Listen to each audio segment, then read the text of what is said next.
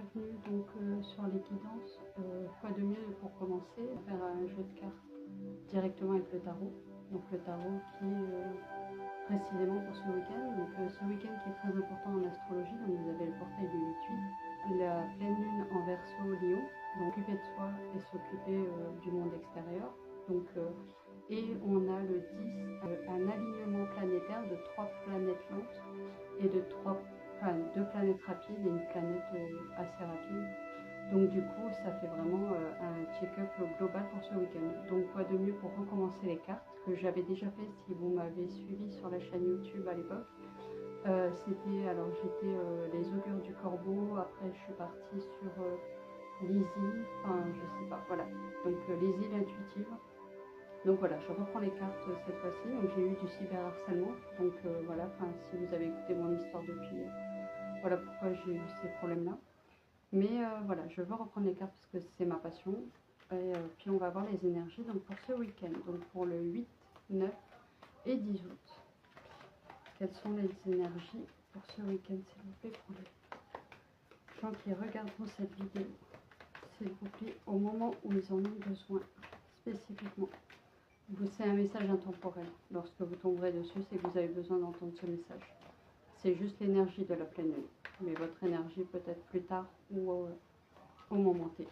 C'est au moment où vous regardez cette vidéo. Nous avons la carte numéro 2, donc la grande prêtresse.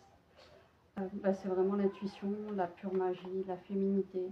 Donc ici, vous regardez, c'est vraiment, on est vraiment dans l'intuition, on s'écoute. La pleine lune, c'est ce que je vous disais. Donc voilà, vraiment s'écouter intérieurement, ne pas écouter autrui, faire sa propre magie, faire ses propres expériences, son propre cheminement. Hop. Et on en a plusieurs, on va les garder. Donc déjà en d'autres paquets, on a le monde en 21, donc le monde qui représente bien le Verseau.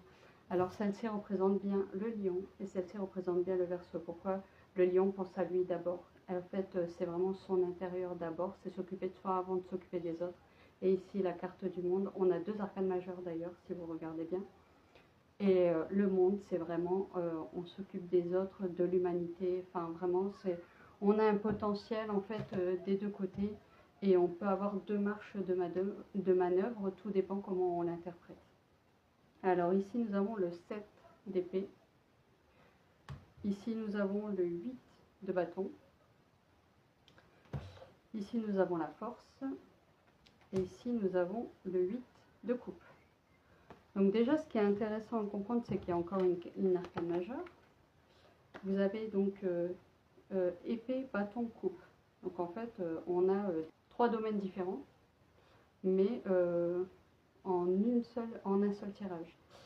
Donc là, le 7, le 8 et encore le 8. Donc déjà, on a 2 8. 3 8 parce qu'on a la force. On a un triple 8. Donc déjà, tout ce que je peux vous dire, c'est que c'est un message de transformation. C'est un message de transformation intérieure et extérieure. Vraiment, on a la force en soi pour développer ses capacités à bon escient. Mais il faut bien réfléchir à la question et bien regarder les coupes à l'arrière, bien regarder ce que l'on a déjà établi et ne pas regarder ailleurs. Bien regarder au fond de soi ce qu'on a déjà expérimenté pour ensuite rentrer chez soi en réfléchissant bien à la question. Le 7, c'est vraiment l'expérience spirituelle, mais c'est aussi l'expérience matérielle. Le chiffre 7 s'apparente à un équilibre, donc pour retrouver cet équilibre justement. On va terminer par un message avec l'oracle de Béline. Quel message pour cette pleine lune en Verseau de Lion, s'il vous plaît? Alors nous avons les ennemis et nous avons le bonheur. Alors on a une carte négative, une carte positive, mais en fait les ennemis, justement, on va prendre de l'énergie vis-à-vis des ennemis, mais ça va nous procurer du bonheur en fait. C'est-à-dire qu'on va prendre beaucoup d'énergie, mais à les combattre, et on va prendre du plaisir en fait. Peut-être que les ennemis vont être terrassés justement, parce qu'il y aura de l'énergie qui aura été donnée, mais justement il y aura un bonheur accompli vis-à-vis des ennemis. Et en tout cas il y a du plaisir après. On a également, donc vous voyez, ça va vraiment s'effondrer et il y aura la renommée. Et on a quand même Jupiter, encore une fois, et 3 fois Jupiter d'affilée. On a l'héritage, donc c'est quelque chose qui est ancien, très ancien, et il y aura un appui. Donc vraiment, ça va être une aubaine en fait. Peut-être que les ennemis, vous en aurez plus rien à faire en fait, en gros. Et vraiment, ce serait un bonheur de retrouver et les plaisirs de ne plus s'occuper de tout ce qui est tracas et de tout ce qui ne vous convienne pas.